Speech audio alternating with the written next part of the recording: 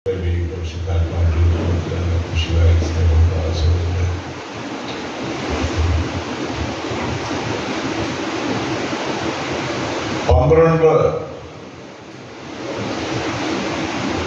കൽപ്പനകളും പിന്നെ അതിന് ചുരുക്കമായിട്ട് 2 കൽപ്പനകൾ. എല്ലാവർക്കും ഉപരിയായിട്ട് ദൈവത്തെ സ്നേഹിക്കുക, നിന്നെപ്പോലെ തന്നെ ഒരു കാലിനെ സ്നേഹിക്കുക. ഇതാണ് മാനവരുടെ ചുരുക്കം. ഈ കൽപ്പനകൾ സീനായി മലയിൽ വെച്ചാണ് നൽകിയത്. മോശ പ്രാർത്ഥനാ നിരതനായിട്ട് സീനായി മലയില് 40 ദിവസങ്ങൾ ചെലവഴിച്ചു. അപ്പോൾ ഇടിയുടെയും ഇതിൻ്റെയൊക്കെ മധ്യത്തിൽ 2 കൽപ്പനകൾ നൽകി, 10 കൽപ്പനകൾ നൽകി. ഇതിന്റെ രത്നചുരുക്കമാണ് ഇസ്രായേലിനെ ശ്രമിക്കുക എന്ന് നമ്മൾ ശ്രദ്ധിക്കാറുള്ളത്. എല്ലാറ്റിലും ഉപരിയായിട്ട് ദൈവത്തെ സ്നേഹിക്കുക എന്ന് വെച്ചാൽ മനുഷ്യന്റെ ജീവിതത്തില് പ്രഥമവും പ്രധാനവുമായ സ്ഥാനം ദൈവത്തിനുള്ളതാണ്. കാരണം ദൈവമാണ് നമ്മെ സൃഷ്ടിച്ചത്. പൗലോസ്ലീഹയുടെ വാക്കുകളിൽ പറഞ്ഞാല്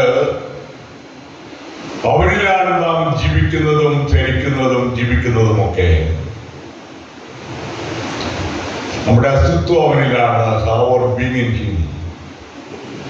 അപ്പോൾ അങ്ങനെ അതുകൊണ്ടാണ് ദൈവത്തിന് പ്രധാന സ്ഥാനം ജീവിതത്തിൽ നമ്മളെല്ലാവരും കൊടുക്കേണ്ടത്. നിയമാവർത്തനം 6:5 പറയുക, ഇസ്രായേലെ കേൾക്കുക എന്ന് പറഞ്ഞുകൊണ്ട്. ഇനി ദൈവത്തോടുള്ള നമ്മുടെ കടമകൾ എന്താണെന്ന് ചോദിച്ചാല്, ദൈവത്തെ നമ്മൾ ആരാധിക്കുന്നു. എന്തുകൊണ്ട് ആരാധിക്കുന്നത്? ദൈവം നമ്മുടെ സൃഷ്ടാവായതുകൊണ്ടാണ്. ആരാധിക്കുകയും സ്തുതിക്കുകയും നന്ദി പറയുകയും ചെയ്യുന്ന ദൈവം നമുക്ക് തരുന്ന നന്മകളെ സ്മരിച്ചുകൊണ്ട് ദൈവത്തിന് നന്ദി പറയുന്നു. അതുകൊണ്ടാണ് പ്രാർത്ഥനകളിൽ പ്രാർത്ഥിക്കുമ്പോൾ പ്രത്യേകിച്ച് കരിസ്മാറ്റിക്കുകാര് ദൈവമേയാണെങ്കിൽ സ്തുതിക്കുകയും ആരാധിക്കുകയും നന്ദി പറയുകയും ഏറ്റു പറയുന്നു. അപ്പോൾ ദൈവത്തോട് നമ്മുടെ കടമകളെല്ലാം അവിടെ സൂചിപ്പിക്കുകയാണ്. ഒന്ന് ആരാധിക്കുക, സ്തുതിക്കുക, നന്ദി പറയുക.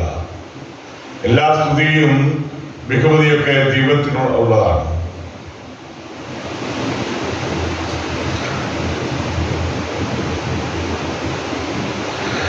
ഇനി ആരാധന പ്രാർത്ഥന അതൊരു സമൂഹം എന്നുള്ള നിലയിൽ നമ്മൾ ഒന്നിച്ച് പ്രാർത്ഥിക്കുന്നു. ഒരു വ്യക്തി തന്നെ പ്രാർത്ഥിക്കുന്നത് ആ വ്യക്തി തന്നെയുള്ള പ്രാർത്ഥനയാണ്. എന്നാൽ ദൈവാലയത്തിൽ നമ്മൾ വിശുദ്ധ ബലിയിൽ സംബന്ധിക്കുകയും പ്രാർത്ഥിക്കുമ്പോഴും ഒക്കെ ഒരു സമൂഹം എന്നുള്ള നിലയിലാണ്. അപ്പോൾ ഒരു ഗ്രൂപ്പാണ് സമൂഹം. യേശുവിനെ നാഥനും കർത്താവുമായിട്ട് ഏറ്റുപറയുന്ന വിശ്വാസികളുടെ സമൂഹം ഒന്നിച്ച് പ്രാർത്ഥിക്കുകയാണ്. അപ്പോൾ പരസ്യമായിട്ട് പ്രഖ്യാപിക്കുകയാണ്, ദേവാലയത്തിൽ ഒന്നിച്ചുകൂടി നമ്മൾ വിശുദ്ധ ബലിയിൽ സംബന്ധിക്കുമ്പോൾ, ജപമാല ചെല്ലുമ്പോൾ, പ്രാർത്ഥിക്കുമ്പോൾ, ആരാധനയിൽ സംബന്ധിക്കുമ്പോഴൊക്കെ. ഇനി നമുക്ക് മനുഷ്യർക്ക് അന്ധവിശ്വാസങ്ങൾ കടന്നു വരാം. യുക്തിക്ക് ചേരാത്ത വിശ്വാസങ്ങളാണ് അന്ധവിശ്വാസങ്ങൾ. യഥാർത്ഥ ദൈവത്തിന് നാം നൽകുന്ന ആരാധനയിൽ നിന്നും വ്യതിരിക്തമായ വേർപിരിഞ്ഞു പോകലാണ് അന്ധവിശ്വാസം എന്ന് പറയുന്നത്. നമ്മുടെ വിശ്വാസത്തിനെതിരായിട്ടുള്ള ആരാധനയിൽ സംബന്ധിക്കുക, എക്കാലത്തുണ്ടായിരുന്ന മറ്റു ദൈവങ്ങളുടെ പുറകെ പോകുക, പങ്കെടുക്കുക, വിശ്വസിക്കുക, അങ്ങനെയുള്ള കാര്യങ്ങളൊക്കെ ഈ പ്രമാണത്തിന് വിരുദ്ധമായിട്ടുള്ള കാര്യങ്ങളാണ്. ഈ അന്ധവിശ്വാസം എന്ന് പറഞ്ഞു കഴിഞ്ഞാല് ഈ മതവികാരത്തിന്റെ ആചാരങ്ങളുടെ അപഭ്രംശമാണ് അന്ധവിശ്വാസം എന്ന് പറയുന്നത്. യുക്തിക്ക് ചേരാത്ത വിശ്വാസമാണ്. ആന്തരിക ചൈതന്യമില്ലാത്ത ഭാഗ്യ അനുഷ്ഠാനങ്ങളാണ്. അതാണ് അന്ധവിശ്വാസം എന്ന് പറയുന്നത്. നമ്മുടെ ഇടയിലൊക്കെ കുറേയൊക്കെ അത് ഉണ്ടായിരുന്നു. ഒന്ന്, പൂച്ച് വിലങ്ങനെ ചാടുക, പല്ലി കിളയ്ക്കുക, വലതുകാലം വെച്ച് കയറുക, പെണ്ണ് കല്യാണം കഴിഞ്ഞിട്ട് വലതുകാലല്ല ലെഫ്റ്റ് റൈറ്റ് എന്ന് പറഞ്ഞ പോലെ വലതുകാലം ഇടതുകാലം വെച്ച് കയറിക്കുക, അപ്പാടെ കുഴപ്പമായെന്ന് അമ്മായിമാര് പറഞ്ഞത്. അപ്പൊ അതുകൊണ്ട് വലതുകാലം വെച്ച് കയറുക, 1 പിഴച്ചാൽ 3 പിഴയ്ക്കും, തുമ്മിയാൽ ആരോ പറയുന്നുണ്ട്, കണ്ണ് കിട്ടുക, കാക്ക വിരുന്ന് വിളിക്കുക, കാക്ക കരയുക, ഇങ്ങനെ കുറെ കാര്യങ്ങളുണ്ട്. അത് നമ്മുടെ സമൂഹത്തിൽ പണ്ട് ഉണ്ടായിരുന്നതാണ്. ഇപ്പൊ അധികം ഇല്ലെന്ന് എനിക്ക് തോന്നുന്നത്. എന്നാലും കാണുമായിരിക്കും. പിന്നെ അന്ധവിശ്വാസങ്ങൾ വെച്ചുകൊണ്ടിരിക്കുന്നത് ആളുകള് സമൂഹത്തിൽ ഇന്നും കുറെയൊക്കെ ഉണ്ട്. കാരണം അത് മനുഷ്യന്റെ ജീവിതശൈലിയിൽ പരമ്പരാഗതമായിട്ട് കിട്ടിയിരിക്കുന്ന കാര്യങ്ങളാണ്.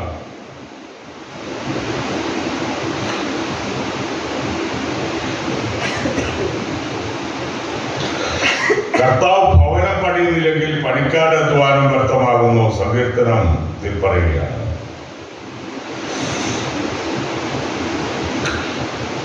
സാധാരണ കൂടുതൽ സ്ഥലമൊക്കെ ഉണ്ടെങ്കിൽ ആശാരി വന്നിട്ട് പറയാം, സ്ഥലത്തിന്റെ നടുക്കൊരു സ്ഥലം കുറ്റിവെച്ചിട്ട് ഇവിടെ പെരവെട്ടത്. എന്നാൽ 5 സെന്റോ 10 സെന്റോ മാത്രമേ സ്ഥലമുള്ളെങ്കിൽ ആശാരിക്ക് ആ സ്ഥലത്ത് തന്നെ കുറ്റിവെക്കേണ്ടി വരും. പൊതുവഴിയിലേക്ക് വെച്ച് കഴിഞ്ഞാൽ ഗവൺമെന്റ് സമ്മതിക്കുകയില്ല. അന്യന്റെ സ്ഥലത്തേക്ക് കയറി കഴിഞ്ഞാൽ അവർ സമ്മതിക്കുകയില്ല. ഉള്ള സ്ഥലം അവിടെ വെച്ചോണം. അപ്പോൾ ആശാരി അന്നേരം അവിടെ തന്നെ വെക്കും. ഇല്ലെങ്കിൽ ആശാരി പലപ്പോഴും പറയുന്നത് ഈ സ്ഥലം അവിടെ കുഴപ്പമാണ്, ഇവിടെ കുഴപ്പമാണ്, ഇപ്പോഴത്തെ സ്ഥലം ഉണ്ടെങ്കിൽ. പിന്നെ അന്ധവിശ്വാസമാണ് പഞ്ചലോകം വയ്ക്കുക. കല്ലിടാനൊക്കെ പോകാറുണ്ട്, പഞ്ചലോകം വയ്ക്കുന്നുണ്ടെന്ന് ഒരിക്കൽ. പഞ്ചലോകം സ്വർണം വെക്കാറില്ല, അല്ലെങ്കിൽ ആരെങ്കിലും മാന്തി ഇട്ടുകൊണ്ട് പോകുന്നുണ്ട്, വിലയുള്ളതുകൊണ്ടും. പഞ്ചലോകമൊക്കെ വെക്കുന്നവരുണ്ടോ എന്ന് എനിക്ക് സംശയമുണ്ട്. നമ്മള് വിഷുവൊക്കെയാണ്, ചെറിയ വിഷുവൊക്കെയാണ് വെക്കുന്നത്. വിഗ്രഹാരാധന എന്ന് പറഞ്ഞാൽ സൃഷ്ടികൾക്ക് ദൈവത്തിലുള്ള മഹത്വ ആരാധന സൃഷ്ടികൾക്ക് കൊടുക്കുന്നതാണ്, അല്ലെങ്കിൽ മനുഷ്യന്റെ സൃഷ്ടികൾക്ക് കൊടുക്കുന്നതാണ് വിഗ്രഹാരാധന എന്ന് പറയുന്നത്. ഈ ഏഷ്യ 43:10 പറയുന്നുണ്ട്, എനിക്ക് മുമ്പ് മറ്റൊരു ദൈവം ഉണ്ടായിട്ടില്ല, എനിക്ക് ശേഷം മറ്റൊരു ദൈവം ഉണ്ടാവുകയില്ല.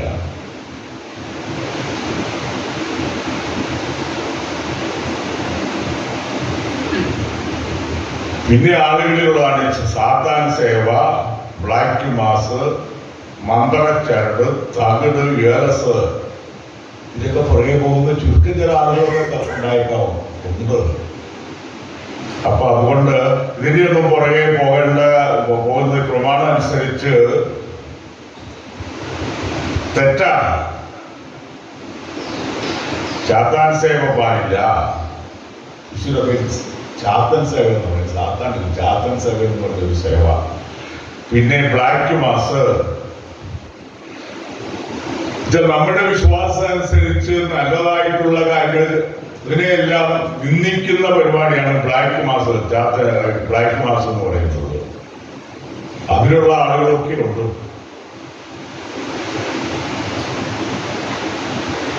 പിന്നെ മന്ത്രച്ചരട്, തകിട്, ഏലസ്, ഇങ്ങനെയുള്ള ഒത്തിരി കാര്യങ്ങളെല്ലാം ഉണ്ട്.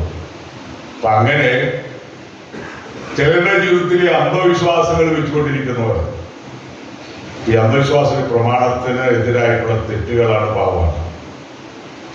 പിന്നെ സ്വയം പൂജ, സ്വാർത്ഥ സ്നേഹം പാടില്ല, സ്വന്തം കഴിവിൽ അഹങ്കാരം പാടില്ല. ഞാൻ വലിയവനാണെന്ന് ചിന്തിക്കുക. ഈ രാജാക്കന്മാരൊക്കെ വലിയവരാണെന്ന് ചിന്തിച്ചവരുണ്ട്. പണ്ട് കാലത്ത് ഈ രാജാക്കന്മാര് മറ്റു രാജാക്കന്മാർ വന്ന് ആക്രമിച്ച് കീഴടക്കിക്കഴിഞ്ഞാല് കീഴടങ്ങിയ രാജ്യത്തെ രാജാവിനെയൊക്കെ സാധാരണ കൊല്ലാം.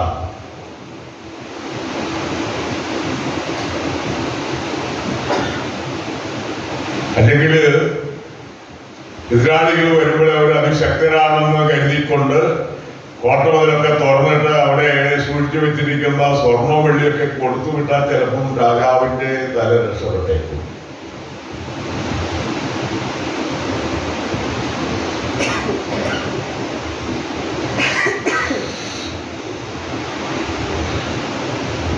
പണ്ടൊരു ക്രൂരനായ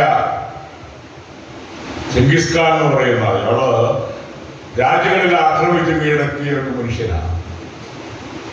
ലോകത്തിലെ ഏറ്റവും കൂടുതൽ സ്ഥലങ്ങൾ ആക്രമിച്ച് കീഴടക്കിയ ഭരണാധികാരിയായ യാതൊരു മര്യാദ ഉണ്ടായിരുന്നില്ല. ഇനി ചെന്ന് കഴിയുമ്പോൾ കോട്ടയൊക്കെ തുറന്നിട്ടങ്ങ് കയറ്റി ഉള്ളതെല്ലാം എടുത്തു കൊടുത്തു കഴിഞ്ഞാൽ രാജാവിന്റെ രക്ഷപ്പെട്ടു, ജീവൻ രക്ഷപ്പെട്ടു, ഇല്ലെങ്കിൽ രക്ഷപ്പെടുകയില്ല. ഇയാള് മരിച്ചു കഴിഞ്ഞപ്പോൾ ചെയ്ത പണി, ഇയാളെ ശൗര്യരാരും മാമ്പരുതെന്ന് കണ്ടിട്ട് ഒരു അജ്ഞാതമായ സ്ഥലത്താണ് ഇയാളെ അടക്കം ചെയ്തത്. അടക്കം ചെയ്യാൻ നിന്നവരെല്ലാം കൊന്നുകളഞ്ഞു. കാരണം ഇത് രഹസ്യം പരസ്യമാണല്ലോ എന്ന് വിചാരിച്ചിട്ട്.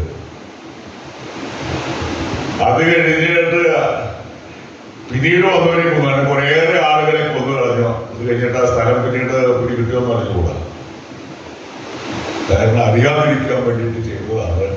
അപ്പോൾ ഇയാളെ ഇറക്കാൻ കൂടിയവരെയും പിന്നീട് കണ്ടവരെയും പിന്നീട് വന്നവരെയും എല്ലാം കൊന്നു കളഞ്ഞ അതിക്രൂരനായിട്ടുള്ള ഒരു ഭരണാധികാരിയായിരുന്നു ചെങ്കിസ് ഖാൻ. ഇയാൾ ബാഗ്ദാദ് കീഴടക്കി. ആദ്യം തന്നെ ഖലീഫ കീഴടങ്ങാതിരുന്നതുകൊണ്ട് ഇവിടെയുള്ള ആളുകളെ എല്ലാം പിടിച്ചോണ്ട് വന്നു. ഇവിടുത്തെ ഭരണാധികാരി ഒരു വസ്ത്രമൊക്കെ ഇട്ട് വഴിയിൽ അങ്ങനെ കടത്തി. അത് കഴിഞ്ഞിട്ട് കുതിരപ്പടയാളികളെ കൊണ്ട് ചവിട്ടിച്ചങ്ങനെ കൊന്നുകളാണ്. ആക്രമിച്ച് കീഴടക്കിപ്പോ അയാൾ ചെയ്ത ക്രൂരതയാണ്. ഒരു എഴുതിരുന്ന എല്ലാവരെയും കൊന്നുകളാണ്. അങ്ങനെ ഒത്തിരി ക്രൂരത ചെയ്യുന്ന ആളുകള് സമൂഹത്തില് രാജാക്കന്മാരുടെ ഇടയിൽ ഉണ്ടായിരുന്നു എന്നുള്ളത് വാസ്തവമാണ്. കാരണം ഈ സ്വർണമൊക്കെ സൂക്ഷിച്ചു വെക്കുന്ന രാജാക്കന്മാർ അന്ന് ഈ നോട്ടൊന്നുമല്ല, സ്വർണമാണ്. അപ്പൊ സ്വർണമൊക്കെ സൂക്ഷിച്ചു വെക്കുന്നത്. അപ്പൊ ഈ പട്ടാളക്കാർക്ക് കൂലി കൊടുക്കുന്നത് ഇങ്ങനെ കിട്ടുന്ന സ്വർണങ്ങൾ പിരിച്ചു കൊടുക്കുക. അപ്പോൾ അങ്ങനെയാണ് അവർ യുദ്ധത്തിനൊക്കെ പോകുന്നത്. അപ്പോൾ ഈ രാജ്യങ്ങൾ സ്വർണ്ണമൊക്കെ ഉണ്ടെങ്കിൽ കീഴടക്കം. അങ്ങനെയാണ് ജെറുസലേം 2 പ്രാവശ്യം ഒത്തിരി പ്രാവശ്യം കീഴടക്കിയ സ്ഥലമാണ് ജെറുസലേം. അതുപോലെ ഒത്തിരി രാജ്യങ്ങൾ അങ്ങനെ കീഴടക്കിയിട്ടുണ്ട്. ശക്തിവാന്മാർ പടയാളികളുമായിട്ട് ചെന്ന് ആയിരക്കണക്കിന് പടയാളികളുമായിട്ട് ചെന്ന് ആക്രമിച്ച് രാജാവിനെയും കൊന്ന് അവിടെയുള്ളതെല്ലാം കീഴടക്കി ആരോഗ്യമുള്ളവരെയൊക്കെ പിടിച്ചുകൊണ്ട് പോകുന്ന പതിവ് പണ്ടുകാലങ്ങളിൽ ഉണ്ടായിരുന്നു. ഇപ്പോൾ കുറേയൊക്കെ കാണാൻ കഴിയും.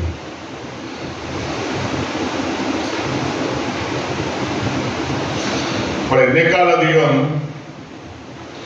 അപ്പനെയോ അമ്മയെയോ സ്നേഹിക്കുന്നതിന് എനിക്ക് യോഗ്യനല്ല എന്ന് യേശു മത്തായി 10:37 പറയുന്നു. അപ്പോൾ ദൈവത്തിനുള്ള സ്ഥാനം വേറെ ആർക്കും കൊടുക്കാൻ പാടില്ല. സിനിമാ താരങ്ങൾക്കോ കായിക താരങ്ങൾക്കോ ആർക്കും കൊടുക്കാൻ പാടില്ല. ഗുണ്ടാത്തലവന്മാർക്കോ വീരപ്രാണെ കൊടുക്കുക. അതുപോലെ ശുദ്ധരെ അമിതമായിട്ട് ആശ്രയിക്കുക. എല്ലാ സിദ്ധർക്കും മരണമുള്ളതാണ്. ഈ സിദ്ധർക്കെല്ലാം പറയുമെങ്കിൽ ഒരു ബുദ്ധിമുട്ടുമില്ല. ഭരണാധികാരികൾക്ക് എല്ലാ കാര്യങ്ങളും അറിയാവുന്നില്ല. ഇങ്ങനെ ആർക്കും ഭാവി പൂർണ്ണമായിട്ടും വെളിപ്പെട്ടിട്ടില്ല, വെളിപ്പെട്ട് കിട്ടാറുമില്ല. കൊളോസ്യസ് 3:5 വിഗ്രഹാരാധനയായ ദ്രവ്യാസത്തെ പറ്റി പറയുന്നുണ്ട്. ഈ പ്രമാണം അനുസരിച്ച് വിലക്കിയിരിക്കുന്ന കാര്യങ്ങളാണ് ആഭിചാരം, ഭാവി പ്രവചന വിദ്യ, മന്ത്രവാദം, മന്ത്രച്ചരട്, ശുദ്രം, ശകുനം, കൂടാത്തരം, ജാതകം എഴുതിക്കൽ ഇങ്ങനെയുള്ളതൊക്കെ കണക്കിൽ വരുന്നതായിട്ടാണ് വിശദീകരണങ്ങളിൽ നമ്മൾ കാണുന്നത്. നക്ഷത്രഫലം, അരുവി സേവ, അതീന്ദ്രിയ ദർശനം, ഇങ്ങനെയുള്ള ഒത്തിരി അന്ധവിശ്വാസങ്ങൾ നമ്മുടെ സമൂഹത്തിൽ മറ്റു സമൂഹങ്ങളെക്കാളും കൂടുതലായിട്ടുണ്ട്. അപ്പോൾ ഒന്നാമത്തെ പ്രമാണത്തെ പറ്റിയാണ് നമ്മൾ പറഞ്ഞത്. അപ്പോൾ ദൈവത്തിന്റെ നാമം പരമപരിശുദ്ധമാണ്. നമ്മുടെ ഹൃദയത്തിലും ജീവിതത്തിലും 1-ാം സ്ഥാനം ദൈവത്തിനുള്ളതാണ്. 2-ാം സ്ഥാനം ദൈവത്തിന്റെ തിരുനാമം പ്രയോജിക്കരുതെന്ന് പറയുക. ആണയിടുക, കള്ളസത്യം ചെയ്യുക, അങ്ങനെയുള്ള കാര്യങ്ങള്. കള്ളസത്യം കണ്ട കാര്യം കണ്ടില്ലെന്ന് പറയുക, കാണാത്ത കാര്യം കണ്ടെന്ന് പറയുക. ചില യാഥാർത്ഥ്യം നിരക്കാത്ത രീതിയിൽ സംസാരിക്കുന്നതാണ് കള്ളസാക്ഷ്യം എന്ന് പറയുന്നത്. കോടതിയിൽ കള്ളസാക്ഷ്യം പറയാം, പലയിടത്തും പറയാം. അങ്ങനെയുള്ള കള്ളസാക്ഷ്യവും മറ്റു കാര്യങ്ങളൊക്കെ എല്ലാ പ്രമാണം വഴി വിലക്കിയിരിക്കുന്നതാണ്. അതുപോലെ ദൈവത്തെ നിന്ദിക്കുക. നമ്മുടെ സംസാരത്തിലൊക്കെ ഈ മനുഷ്യർക്ക് ചില വിഷമങ്ങൾ വരുമ്പോൾ, മാരകമായ രോഗങ്ങളോ അല്ലെ അടുത്ത ആരെങ്കിലും മരണമൊക്കെ വന്നു കഴിയുമ്പോൾ, അപ്പോൾ ദൈവം തങ്ങൾക്കെതിരായിട്ട് എന്തോ ചെയ്തു എന്ന് ചിന്തിച്ചുകൊണ്ട് പ്രാർത്ഥിക്കാൻ കഴിയാതെ ഇരിക്കുന്നവര്, ദൈവത്തോട് വിദ്വേഷം മനസ്സിൽ വെക്കുന്നവരൊക്കെ ഉണ്ട്. ഏതെങ്കിലും മക്കളാരെങ്കിലും അപകടത്തിലൊക്കെ മരിച്ചു കഴിഞ്ഞാൽ എന്തുകൊണ്ട് എൻ്റെ മകൻ ഇത് സംഭവിച്ചു, അങ്ങനെയൊക്കെ ചിന്തിക്കുന്നവരുണ്ട്. അപ്പോൾ ദൈവം ആർക്കെതിരെയും പ്രവർത്തിക്കുന്നില്ല എന്നാണ് നമ്മൾ മനസ്സിലാക്കേണ്ടത്. ഒന്നാമത്തെ പ്രമാണമാണ് കർത്താവ് ദിവസം പരിശുദ്ധമായിട്ട് ആചരിക്കുക എന്നത്. കർത്താവ് ദിവസമാണ് ഞായറാഴ്ച, വിശുദ്ധ ജസ്റ്റിൻ ഞായറാഴ്ച ആചരണത്തെ പറ്റിയുള്ള AD 150 ഇതിന്റെ വിവരണങ്ങൾ നമുക്ക് കാണാം. കർത്താവ് ദിവസമായി ഞായറാഴ്ച ഒന്നിച്ചുകൂടി, അന്ന് ദേവാലയങ്ങൾ ഉണ്ടായിരുന്നില്ല, വീടുകളിൽ ഒന്നിച്ചുകൂടി ഇന്നത്തെ ബലിയർപ്പണത്തിന്റെ അന്നത്തെ രൂപത്തിലുള്ള വിശുദ്ധ ബലി അർപ്പിക്കുമായിരുന്നു. അത് ജസ്റ്റിൻ പറഞ്ഞു വയ്ക്കുകയാണ്, ആ വിശുദ്ധ ബലിയർപ്പണത്തിൽ അപ്പവും വീഞ്ഞും ഉദാശാപചനങ്ങൾ കഴിഞ്ഞതിന് ശേഷം കർത്താവിന്റെ തിരുശരീരങ്ങളായിട്ടാണ് സ്വീകരിക്കുന്നത്. അപ്പോൾ വിശുദ്ധ ബലിയർപ്പണത്തെ പറ്റി ഏറ്റവും മനോഹരമായ ഒരു വിവരണമാണ് വിശുദ്ധ ജസ്റ്റിൻ നൽകിയിരിക്കുന്നത്. അപ്പോൾ അന്ന് ഇപ്പൊ കർത്താവ് ദിവസമായ ഞായറാഴ്ച വിശുദ്ധമായിട്ട് ആചരിക്കേണ്ടതുണ്ട്. പള്ളിയിൽ പോയി വിശുദ്ധ കുർബാനയിൽ സംബന്ധിക്കുക എന്നുള്ളതാണ്. ചിലർക്ക് മടി പിടിച്ചു കഴിഞ്ഞാല് പോകാത്ത ആൾക്കാരുണ്ട്. എന്തെങ്കിലും കാരണങ്ങളൊക്കെ കണ്ട് പിന്നെ കുറച്ചു പോയില്ലെങ്കിൽ പിന്നെ പോകണ്ടല്ലോ എന്ന് വിചാരിച്ചിരിക്കുന്നവരുണ്ട്. ആരോഗ്യമുള്ള കാലഘട്ടങ്ങളിൽ നമ്മൾ ദേവാലയത്തിൽ പോകണം. നമ്മുടെ കുര്യാച്ചൻ പള്ളിയിലുണ്ട്.